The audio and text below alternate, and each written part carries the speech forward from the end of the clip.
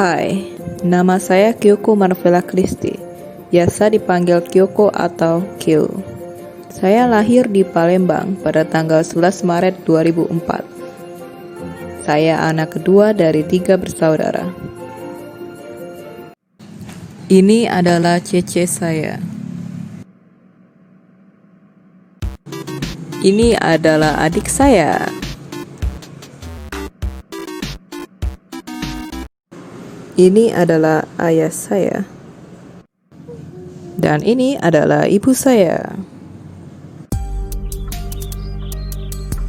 Saya adalah seorang pelajar yang memulai awal kehidupannya di sebuah desa jauh dari perkotaan. Inilah 90% gambaran pikiran saya ketika saya baru masuk TK pada umur 5 tahun. Saya melalui masa-masa TK dengan cepat. Hal yang paling saya ingat ketika TK adalah saat saya merayakan ulang tahun di TK tersebut.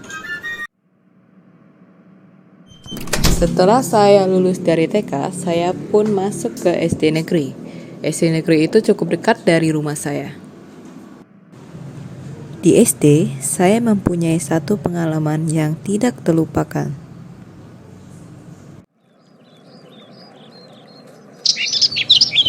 Saya mempunyai teman baik.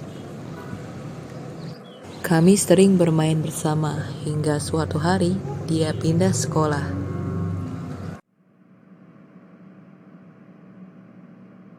Sebelum dia pindah, saya pernah mengalami kehilangan HP.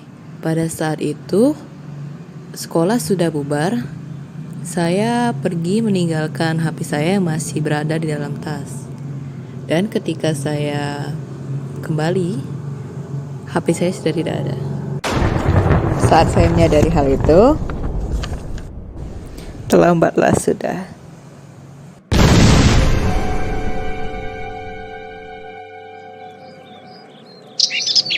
Waktu itu karena saya masih kecil dan bodoh, jadi saya tidak menyadari sampai ketika saya besar dan pikiran saya sudah mulai jernih.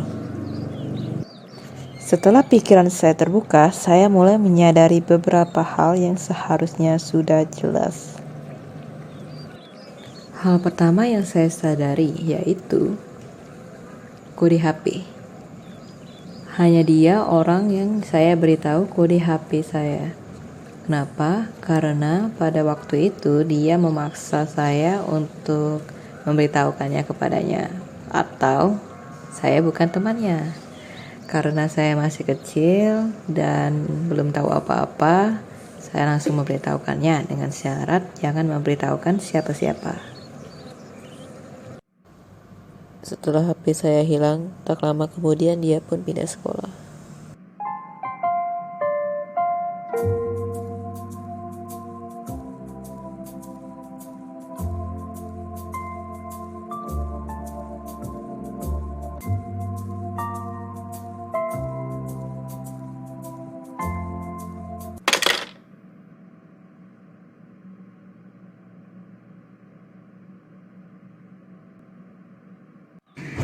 Suatu hari, saat ayah saya pulang dari pasar, dia mendapat panggilan yang berbunyi, Kyoko telah meninggal.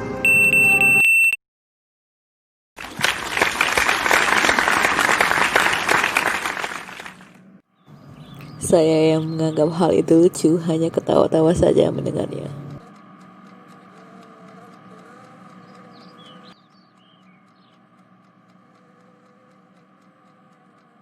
Setelah saya lulus dari SD, saya pun masuk ke SMP Cyprus 1 Palembang.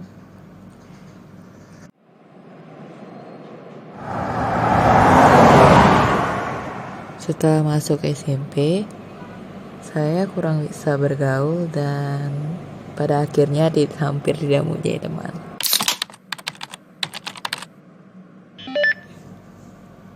Saat SMP, saya sering bermain komputer atau game untuk menghilangkan rasa jenuh ataupun bosan, baik di kelas maupun di rumah.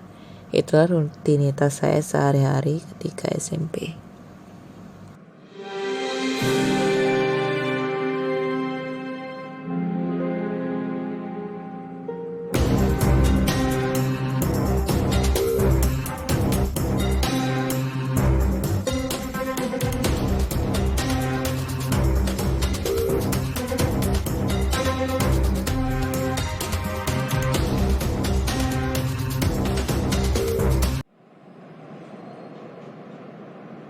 Sejak saya masuk SMA, saya sudah lebih bisa bergaul dan lebih bisa berteman.